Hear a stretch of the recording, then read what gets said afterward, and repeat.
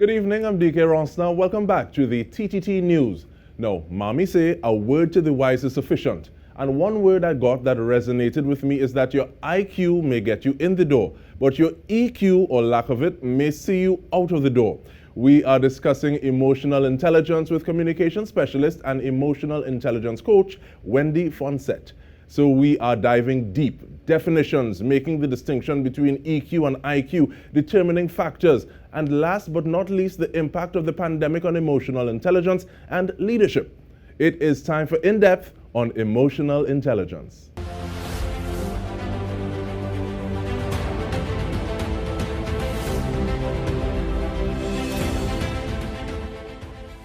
Welcome, Wendy. Thank you so much for making the time. How you do? Oh my gosh, DK, thank you so much. You know, emotional intelligence is my baby. So I am really happy to be here today. Thank you.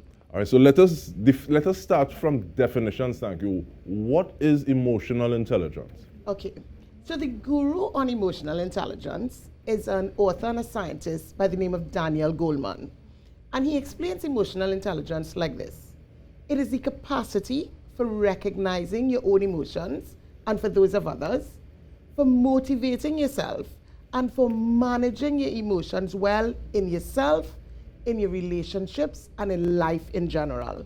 Now, I know that's a mouthful, but in actuality, emotional intelligence is about being really in tune with what you're feeling when you're feeling it.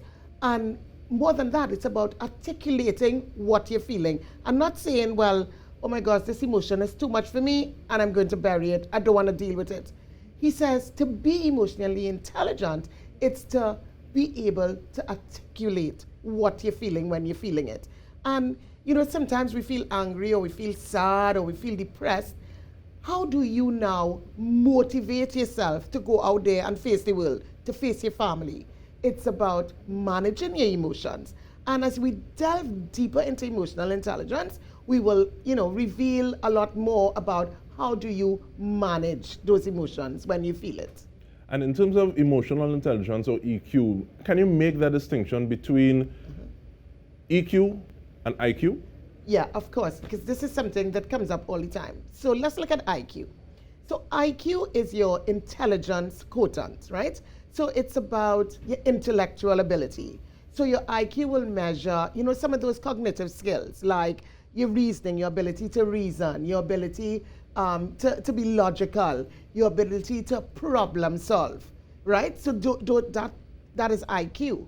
But when you look at the EQ, which is your emotional quotient, that is about how emotionally intelligent you are, how well you could identify these emotions and use them in situations where they facilitate rather than cause chaos. You know, the thing about, there's so much research around EQ and IQ and emotional intelligence. I think you said it at the beginning. Your IQ will get you the job, but your lack of emotional intelligence will get you fired. And a good thing about emotional intelligence is a learned capacity. So it means that if you don't have it naturally, with the competencies associated with emotional intelligence, DK, you're able to learn it. And I want to talk about those competencies because when you started off, I will tell lies, I was getting a little nervous because when you talk about the capacity to articulate emotions, and when from the time you say emotions, there is the perception, real and subjective and objective, that men already are starting behind the plate where women are concerned with regard to being able to articulate the emotions, process, deal with them, and share those emotions with others. So the fact that you say is something that can be learned, I think is very important. Yeah, because the competencies associated with emotional intelligence. Okay, so for example, emotional intelligence starts with you. If you understand when I said it's about recognizing your own emotions and then those of others. So it's always about you first and then going over to others. So it's about the personal side and then you move over to the social side. So when we talk about the competencies that deals with you, helping you to look in the mirror and not out the window. So we talk about things of emotional self-awareness, and that is just really being so in tune all the time with your emotions. If I ask you to think of your day, DK, when you start the morning to when you start in the morning to when you end at night, sometimes you go through a myriad of emotions. Sometimes up and down, sometimes it's just static, and then it might just have a spike because of some situation. And Daniel Goleman says, listen, take a breath and be in tune with what you're feeling when you're feeling it. Take a time out. Also, he talks about accurate self-assessment, and this is big for emotional intelligence. We love to talk about the things that we like. So, oh gosh, listen, I could real talk, I could real sing, listen, boy, I could hold a tune, I could this, I could that. But when it comes to the things that we're not so good at, we say, look, I really want to talk about that now. You try to sweep it under the carpet. And Daniel Goleman says, listen, being emotionally intelligent is being okay with the fact that you're not okay. And because you're not okay, it's not just like you stay in there, because sometimes we do workshops and people say, look, you see this emotional intelligence thing, it's too hard for me. I was born so I got dead so. And that is also a choice. But what we're saying is that if you develop these competencies, then you're able to have a better life. You're able to be more successful. I mean, the research shows that leaders who are emotionally intelligent outperform others at every job category, at every level. Why? Because they're so in tune with what they're feeling when they're feeling it that they're able to develop that competency of self-control. So I don't want to come in the morning because I was vexed at home because I had a disagreement with my wife and come in the office and everybody feeling it. But I demonstrate self-control and I say, I take a breath and I say, okay, this is how I'm going to deal with these situations that come my way today. Well, we have about 2 minutes on this side of the conversation, but where do you begin to practice those competencies? Because I can imagine, especially if this is a way that you're used to being, you're used to operating, you're used to exhibiting yourself to others. Sometimes you're starting to practice some of those competencies and it may come across as being vulnerable in a way that or a manner that you don't want to if you're thinking about doing it on the job and people say, well, was she trying or was he trying or but we could just walk over them. So where do you start to practice these competencies? You see, you have to make the effort, you have to make that decision. It's a decision you make, You make that decision and you say, listen to me. If I am exploding and saying what I want when I want and it's not helping me, they say that's a sign of madness. You're doing the same thing over and over, expecting a different result. Then you would want to start from a place of saying, well, listen, this situation, behaving this way, not helping me. What do I do differently? How do I behave differently so that I get a different outcome in a situation? And definitely this is something that we want to continue speaking about. When we return from the break, we are speaking about emotional intelligence with emotional intelligence coach Wendy Fonsett. Stay with us.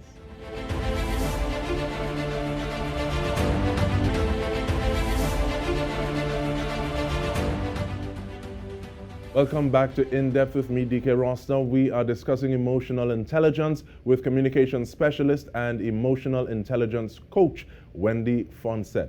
Now, just before we took the break, Wendy, you were speaking about leadership and the fact that different leaders would get different results from the people that they're working with, that they're managing. And I want to ask you specifically about the role of emotional intelligence on leadership, but I also put in the caveat that I think that everyone has some sort of leadership. It may be in a business setting, it may be in a family setting, it may be just you in terms of how you manage your affairs, be they external or internal. But what's the role of emotional intelligence in leadership? So I want to start off answering that question by saying this. Something from Maya Angelou. People don't care how much you know until they know how much you care. And as leaders, I know sometimes people tell me, well, oh, when do you see that papesiness now? People don't get the job done until you have to get on bad and you have to cuss and you have to willy yourself. And Daniel Goleman says, is that really being emotionally intelligent? The thing about leadership is you need to be able to balance your emotional brain and your thinking brain. How do you Lead firmly by demonstrating empathy, but firm. And people think that empathy too pape. See, I remember I had a group of police officers down the islands doing a retreat, and they say, look, I don't want to hear that, nothing about no leadership and empathy. We're police, and we had to get on, people don't live. And I said, okay, let me give you a story about one of your police officers to demonstrate for you that you can demonstrate emotional intelligence and be empathetic and get the job done. I just completed a workshop in Chaguanas, and I'm speeding up to St. Anne's, right? It's 12 o'clock, I have to be at St. Anne's for 1 o'clock, and I'm gunning up the highway. Before I know it, bam, I in a speed trap. Well, I say, oh God, I ain't had $2,000 to pay. Police officer pulled me over. Well, I have a bus route pass. Now, I know I'm not on the bus route, but I say, oh God, let me see if I could talk my way out of the ticket. And I put the bus route pass on top of my dashboard, and I kind of brushing it now, because I say, if he see the bus route pass, he will say, well, all right, she's probably somebody important now.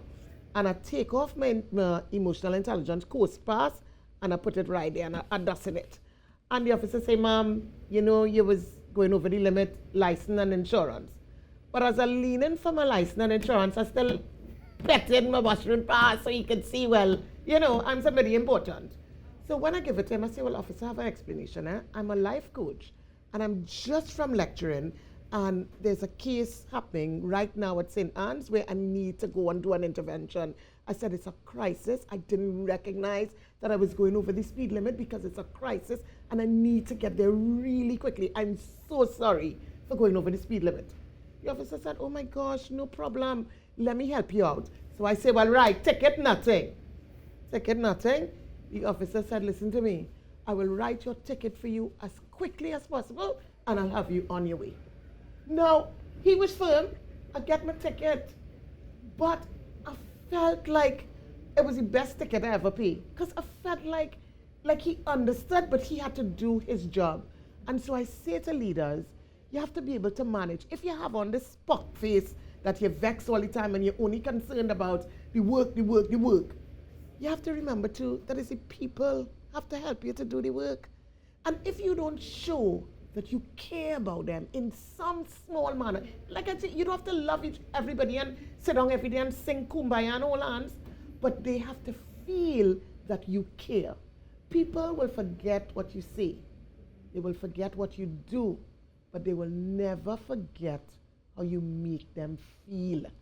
You have, as a leader, you have to be able to manage your emotions on the job. Even for yourself, in your family. You can be a man in your household and you're cussing and you're vexed because you're vexed in work, and you have to be in tune with your emotions all the time. And looking at that, being in tune, and you also raised the point of empathy. Right. So being able to gauge, okay, well, this person seems as though they're a little off-center today. Yeah. So seeing whether or not we're going to try to use a little more carrot, a little less stick, and how it is you go through that. And that even brings us to the issue of navigating and the role, the significance of emotional intelligence during these COVIDious times, and how it is we're dealing with it. Yeah, I mean, this pandemic caused for so much empathy. Dickie, there's so many people walking around. I mean, we do a lot of weekend workshops, right? On, leading with emotional intelligence for couples, rage and romance workshops. We do human interaction workshops, helping people to maneuver, helping people to, to kind of center themselves during this pandemic.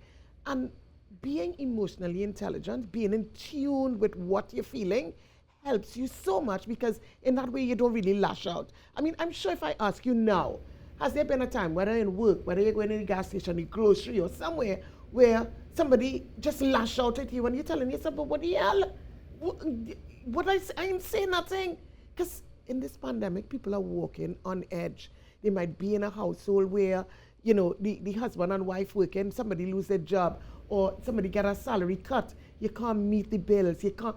The pressure, children as well. We forget the children, because they're in themselves going through their own little thing. And we're saying, if you are so in tune with what you're feeling when you're feeling it, you're able to then recognize, hey, listen, Johnny not okay today, he say he okay, but I'm sensing something. And you're able to call your daughter or your son and say, babe, let's have a conversation. You know what I mean? People are in each other's spaces. There are no boundaries set. You know, everybody's vulnerable. Everybody walking on eggshells because you don't want to get this one vexed children saying, oh God, mommy, and them in a bad mood. Let me pull my corner. They might want, something might be happening in online schooling. They want to come to talk to you, but they see the woof. They're saying, oh God, not today now because I know mommy ain't going to listen to me. There's single parents who, you know, it's really, really difficult because this pandemic, I mean, it's unprecedented times. There's no blueprint that says, okay, in a pandemic, this is how you behave, this is what you do, then you do this next, and you do. It's not. But the key is being emotionally intelligent. It helps you. Let me just say this. There's so many relationships in life. There's a relationship that you have maybe with your parents, your mother, your father, you know, there's the relationship you have with siblings. There's a relationship you have at work with your co-workers. There's a relationship that you have with your significant others. And on these workshops, we see people fight because they want to make these relationships work. But the most important relationship in life is the one we neglect the most. And that is the relationship that you have with yourself. That's your most important relationship. Because, you know, when we do couples retreats on rage and romance, we say to you, if you are not okay, then you can't be okay for somebody else. And that reminds me of you're in a plane and the oxygen mask drop, you need to put Correct. on yours first so that you're able to help functionally and successfully help someone else. And also reminds me of the song, I've been to everywhere, but I haven't been to me. But Correct. at this point in time, there's so much that we can speak about, but we don't have the time. So I'm leaving closing comments with you, as well as thanking you so much for making the time to share with us. CK, you know, in closing, what can I say? I want to just close with a story. It's very, very short. There was a little boy with a bird in his hand. And he walked up to this man in the village and he said, he put his hand out and he said, sir, is this bird in my hand dead or alive? So the man looked at his hand, he looked at the little boy. He looked at his hand, he looked at the little boy. The little boy said, come on, Samina, the bird dead or it alive? And the man looked at the boy's hand and he said, it's in your hands. Now, if the man said the bird was dead, then the little boy could open his hand and the bird could fire. We say, oh no, the bird was alive.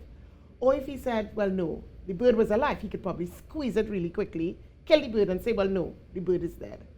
What does that mean for us as we talk emotional intelligence? People, if it is you choose to ignore your emotions and have outbursts that hinder your relationships and your interactions, then the bird is dead. If you choose to ignore, you know, what you're feeling, when you're feeling it, if you choose to hide and not be honest with your emotions and not be honest with the people around you about how you feel mentally, then the bird is dead. But if you choose emotional intelligence and growth and self-work, then the bird is alive. If you choose to be your best self, to give your best self by practicing the competencies of emotional intelligence, then the bird is alive. And you realize It's we in have your not started talking about how it is we can practice those competencies. So this is me trying to keep the door open for part two. Or a further installment in terms of this conversation, emotional intelligence. Yeah. Thank you so much, Wendy Fonset. You're and welcome. on behalf of the entire TTT News team, we want to thank you for joining us.